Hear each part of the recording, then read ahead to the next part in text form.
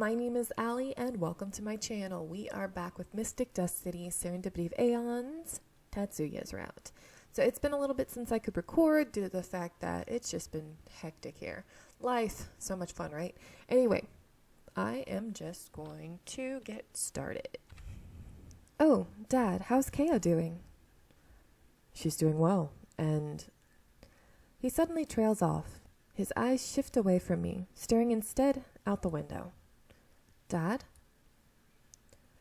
He starts talking, although his eyes still refuse to turn back to me. There's something I need to tell you. It's about your mother. Whatever it was I was expecting, it wasn't this. Even the mention of her feels like a punch to my stomach. I start to feel like I might throw up. Desperately, I fight off the urge to make some excuse and just run off to the bathroom. Fortunately, Dad doesn't seem to notice my internal struggle as he goes on. Though there's pain on his face.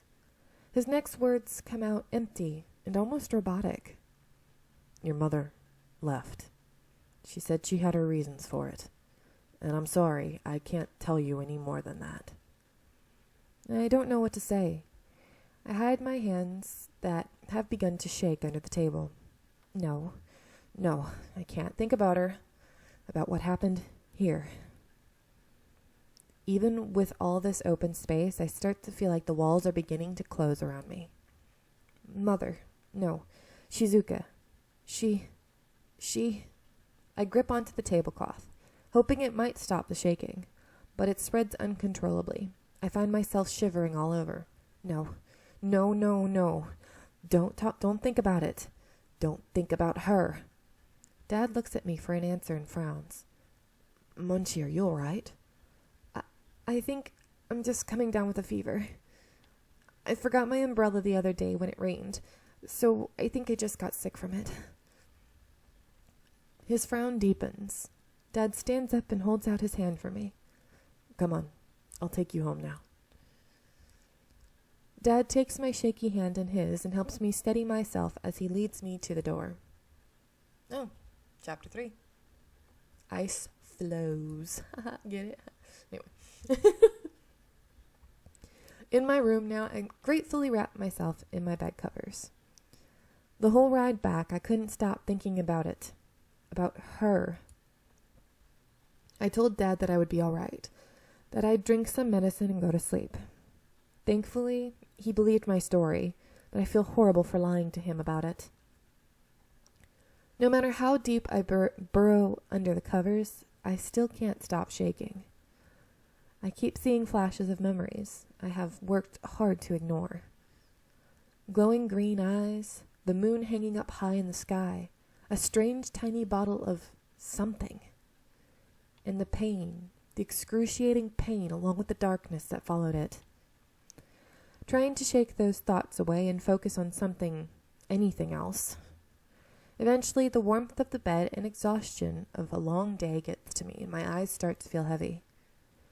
And before I know it, I fall into a deep sleep. I walk down the dark, empty road. My footsteps are all too loud in the otherwise soundless night. I know that I need to hurry, or I'll be late. If I'm late, I notice the lone figure standing at the end of the road. Is this a dream? I break out into a run. My legs start to feel heavier with each step, but I keep pushing onwards. I get closer to her, so close that I reach out and almost touch her. Yeah, this has to be a dream. I call out to her. Mom? My fingers nearly brush against her shoulder, but my hand is slapped away by an unseen force. Mom? She turns around with a smile. Creepy looking. And the toilet goes off. Nice. I stand frozen at the sight of green eyes glowing in the darkness. I can feel a gentle breeze caress my skin. The pale moonlight dimly illuminates the night. Oh, she's remembering this. Oof. In the eerie silence of the night, I sit on the frozen ground with my back resting against the ancient oak tree. I like with this game too, I know it's random, but the small details, like with this outfit, she has a totally different necklace. In some of the other outfits, she has that star necklace, and then she's got her pendant that she forgot what it's called. It's not an amulet, but whatever it is for the magic. But the crystal. Yeah, the crystal. But anyway, it's interesting how the small details where they have different necklaces, stuff like that, which I think is really cool. Around me are nothing but endless fields of grass and purple hyacinths. The delicate flowers gently sway as if dancing in some invisible wind. I try to look around to see if there's maybe something behind the tree. My body is unresponsive, no matter how much I struggle in my mind to get to it to what? No, whatever. Skip that part. No, please. The sound of footsteps coming closer fills the night. She comes into view and stands before me. She looks down at me with unreadable eyes, and for a while, silence reigns. A cold chill seeps into my very bones. I have to move. I desperately try to will my body to move, to do something, anything. She kneels in front of me, finally facing me at eye level. It truly is a shame that it has to be like this. No! She slowly reaches out to me, carefully tucking my hair in behind my ear. She gently touches my cheek, so gently that it almost seems like she's afraid that I would break from a single touch. Her eyes finally meet mine.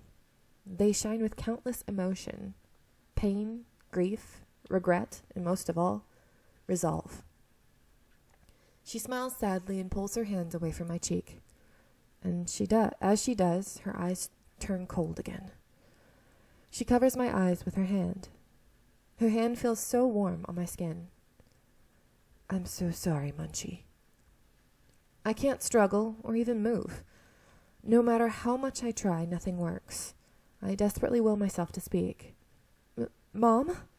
Please!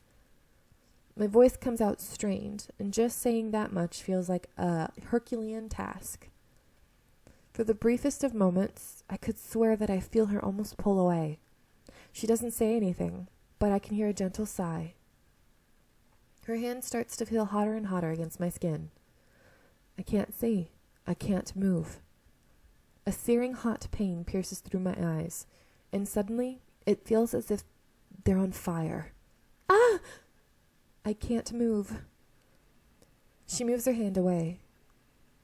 My eyes fly open, but even with the darkness gone, I can barely see anything. My vision is blurry, and the countless tears that stream down my face.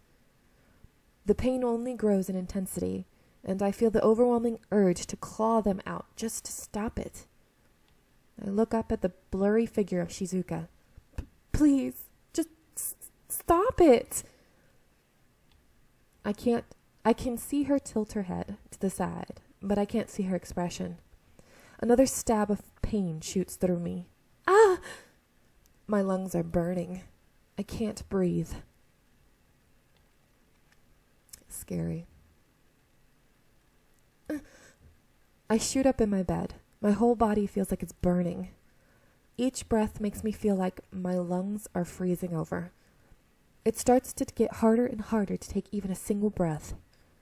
My body shakes as I grip onto the bed sheets in some vain attempt to steady myself.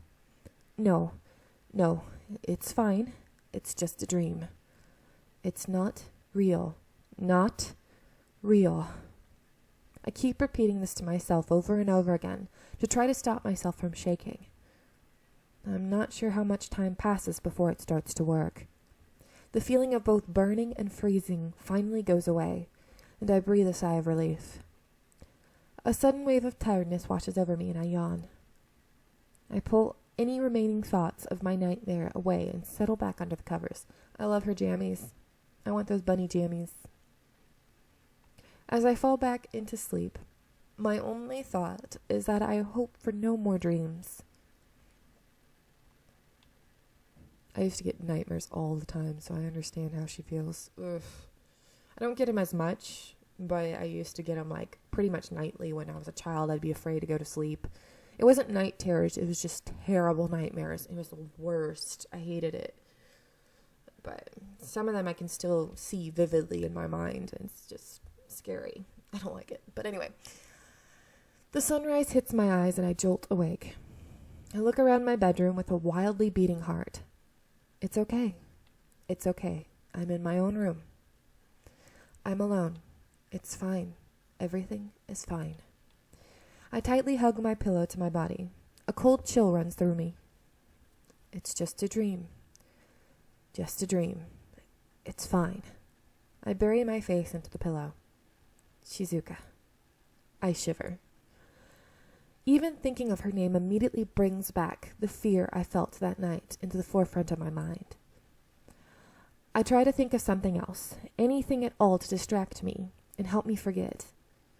I grab my phone to do just that and immediately notice that there's a new email from Tatsuya. I quickly open it, curious as to what he might be emailing me about. Hi. Since we didn't get a chance to discuss class yesterday, do you want to come over to my mom's cafe and study today? I'll go over the materials I covered in class with you, as well as some beginner stuff, whenever I can. Yukimura. His message is short and to the point, but just reading his words, knowing that someone was thinking of me brings a smile to my face. I type, sure, to him, without having to even think about it. Having replied, I quickly move out of bed and start getting ready to go out. My phone goes off before I can even reach the bathroom door. I check it again and find another email from Tatsuya. This time it's filled with incredibly detailed directions of where exactly it is I need to go and how to get there. Blue Sky Cafe in Choa. Sounds nice enough. I scan through the instructions and something catches my eye. Oh, looks like I have to get to the station first. I've been to that particular station many times before, but I never noticed anything strange there. Then again, all the supernaturals I've seen so far look entirely human. If you disregard the odd hair colors here and there, that's it. That is, well, I don't know why I said that weird. With my travel plans all set up, I finally head into the shower to get ready. For whatever reason, I feel more excited than usual about going out to meet up, so I end up getting ready in record time. The other thing, like with small details, as I said, her glasses. When she's in her jammies, she's not wearing glasses. I would see like some games probably do that, thinking, it's too small of a detail for people to notice. But, I mean, that's pretty cool that they actually did this in this game, which is really cool. I jump into my shoes and rush out of my apartment. When I get to the train station, I pull out my phone. I quickly double check where I need to go and what I need to do. Interesting. Sorry, I was just looking at the background. It's pretty cool. The scene.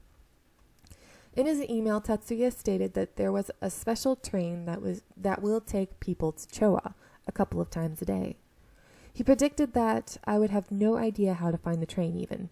So he sent me the full, albeit excruciatingly detailed information just for getting a ticket.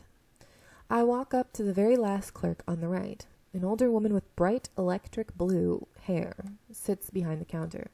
I would have loved to seen what she looks like. I wonder if they show her. I don't think they do. She looks up at me through the top of her glittery purple frames. I try to lean closer to the counter without appearing suspicious. 1 ticket to Choa, please. I say in a low voice. The clerk presses something under the table, and a small panel opens up in front of me, revealing a marble-like square plate underneath. Yeah, that'd be so cool if we could see what she looks like. She looks interesting, I bet. I stare at it blankly. What am I supposed to do with this again? The clerk chuckles. First time, then? Please place your hand on the marble for a few moments. I do as I'm told and place my hand over the cold marble plate. I gasp quietly when the cold stone starts to feel hot all of a sudden, and a strange tingle spreads all throughout my body. The once white marble changes to a green one right before my eyes. The clerk smiles at me without comment and hands me a single ticket. Please enjoy your day, miss. I glance down at my hand, and at the marble that turns back to its original color without my touch. I feel like this would have been a somewhat strange experience to the previous me, the one who didn't know anything about magic. But I realize that now this has become somewhat routine. probably even more normal than some other things I've seen.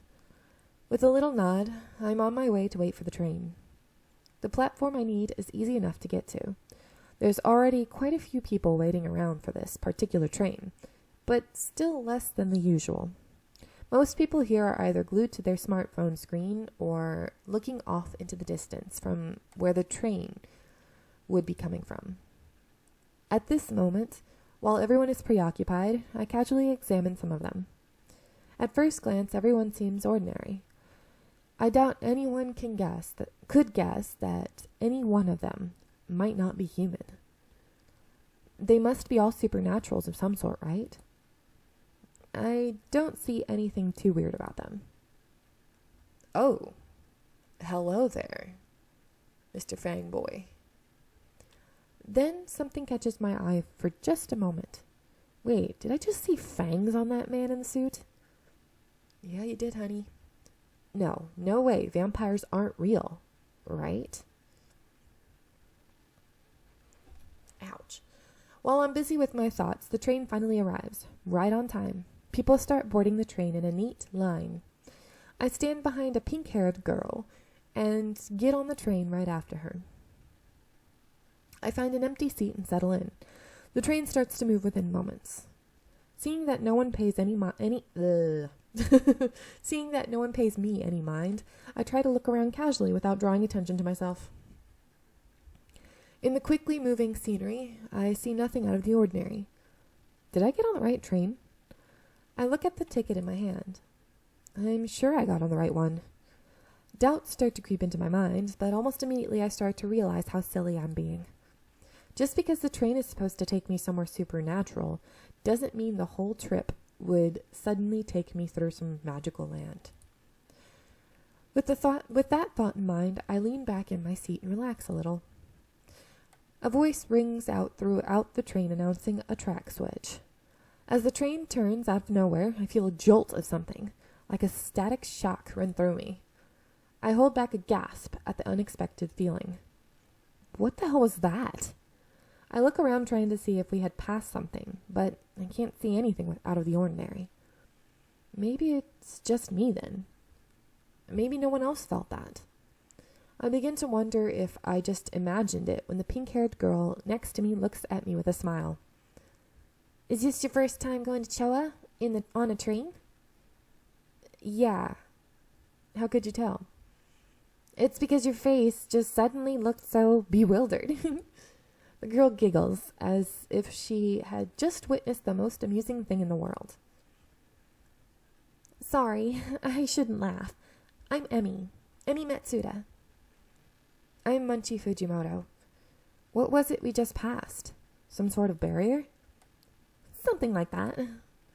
There's a veil of illusion around Choa that confuses the human eyes into thinking that they don't see anything.